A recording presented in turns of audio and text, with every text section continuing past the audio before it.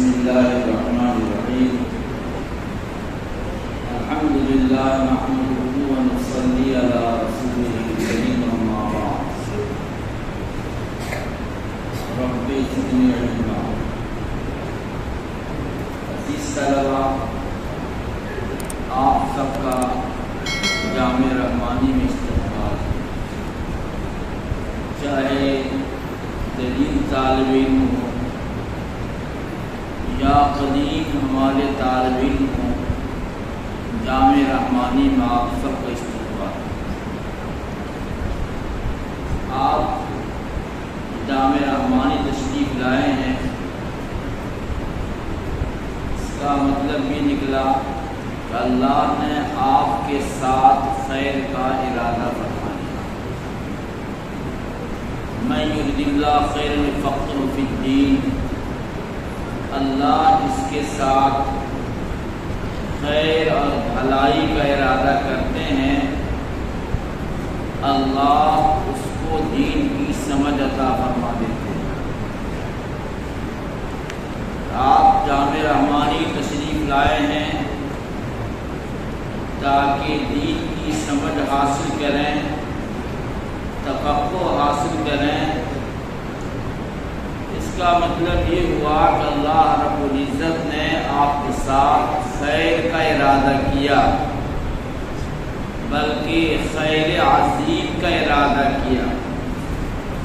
اس پر اللہ کا شکر ادا کرنا چاہیے۔ اگر آپ اپنی اس نعمت پر شکر ادا کریں گے، اللہ آپ کو عطا فرمائیں گے۔ عزیز طلباء، علم کے حاصل کرنے کے کچھ آداب، بہت سارے آداب تو مولانا جمیل احمد صاحب نے بیان فرما دیا، اور بہت سارے آداب، بہت ساری باتیں آپ کے اور اساتذہ بیان کریں گے۔ میں تو صرف ایک بات بیان کرنا چاہتا ہوں کہ اگر تو آدمی طلب علم میں مواظبت کرتا، مسلسل علم کو طلب کرتا رہتا ہے اور مسلسل لگا رہتا ہے، اگر وہ طالب علم اگر ذہن بھی ہوتا ہے، اللہ اس کو علم سے سرفراز فرما دیتے ہیں، اللہ اس کو علم عطا فرما دیتے ہیں۔ اور اگر ذہین سے ذہین طالب علم، اس کو اللہ نے ذہانت عطا کی ہے، اگر مواظبت نہیں کرتا، پابندی نہیں کرتا، درس کے آداب کو بجا نہیں لاتا ہے، ایسا طالب علم علم سے محروم ہو جاتا ہے۔ حضرت امام ابو حنیفہ رحمۃ اللہ علیہ کے شاگرد ہیں حضرت امام ابو یوسف رحمۃ اللہ علیہ۔ ایک موقع پر استاذ نے اپنے شاگرد امام ابو یوسف رحمۃ اللہ علیہ سے فرمایا، انت غبیہ، تم غبی تھے، کند ذہن تھے، تمہارے اندر سمجھنے کی صلاحیت نہیں تھی۔ اللہ رب العزت نے تمہارے مجاہدے کی وجہ سے، مواظبت کی وجہ سے، مسلسل لگے رہنے کی وجہ سے، اللہ نے تم کو غباوت سے نکال دیا، اور کند ذہنی سے اللہ نے تم کو نکال دیا، اور ایک بہت بڑے امام بن کر دنیا میں مشہور ہوئے۔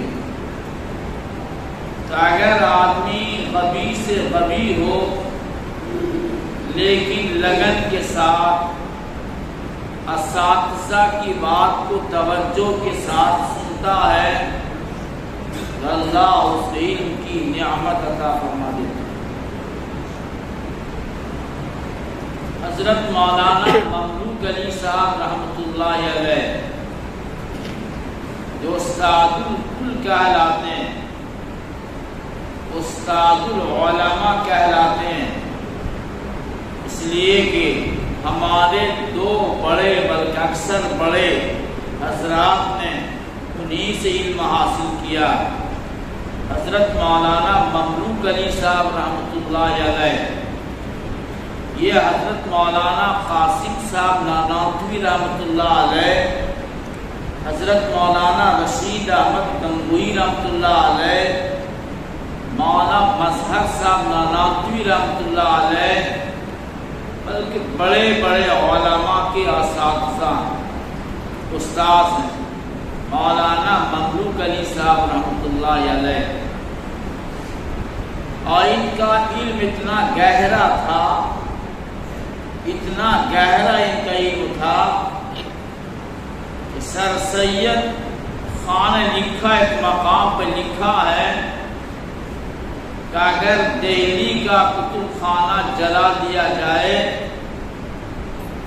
اس کو خاک میں ملا دیا جائے تو مجھے کوئی غم نہیں ہوگا، اس لیے کہ مولانا مملوک علی صاحب رحمۃ اللہ علیہ زندہ، یعنی کتب خانہ کا حافظ تھے۔ اتنا حافظہ اللہ نے ان کو عطا فرمایا تھا، اتنی کتابیں ان کو یاد تھی کہ اگر دہلی کا،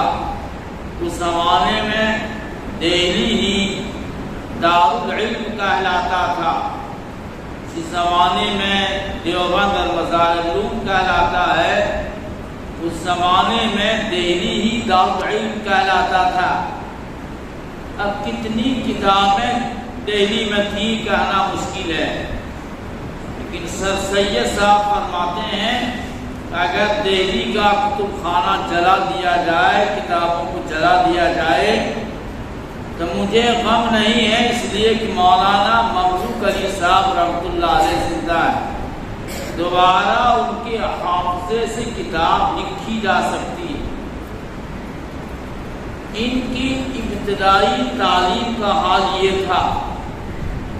جب مولانا مملوک علی صاحب رحمۃ اللہ علیہ نانانتا سے دہلی تشریف لے گئے تو ان کو علم سے کوئی مناسبت نہیں تھی۔ جس استاد کے پاس جاتے پڑھنے کے لیے استاد پڑھانے سے انکار کر دیتے،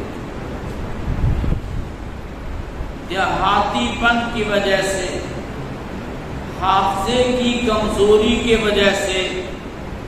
اور علم سے مناسبت نہ ہونے کی وجہ سے حضرت مولانا مملوک علی صاحب رحمۃ اللہ علیہ کو کوئی استاد پڑھانے کو تیار نہیں ہوتا، پریشان تھے، پڑھنا تھا، اساتذہ پڑھانے کو تیار نہیں ہیں۔ یہ تشریف لے گئے شاہ عبدالعزیز رحمۃ اللہ علیہ کے پاس، حضرت شاہ ولی اللہ صاحب رحمۃ اللہ علیہ کے بڑے صاحبزادے ہیں، ان کے پاس تشریف لے گئے اور شکایت کی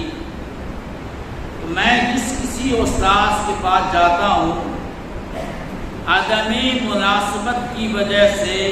اساتذہ مجھے پڑھانا نہیں چاہتے۔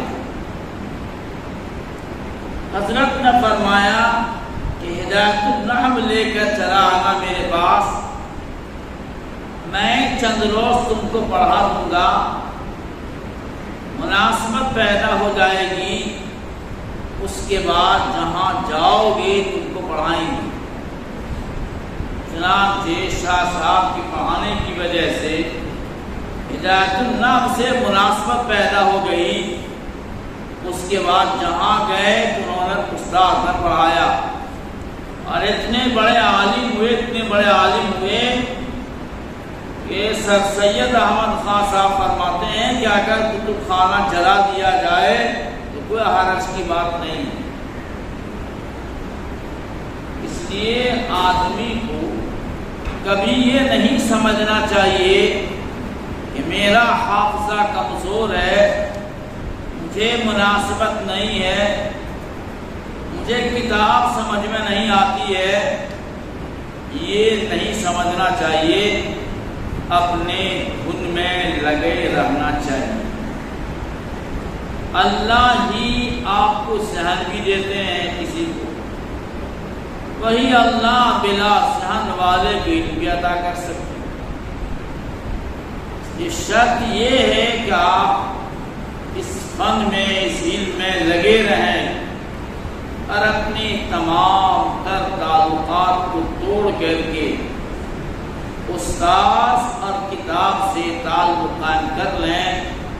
تو اللہ رب العزت آپ کی عطا فرمائے۔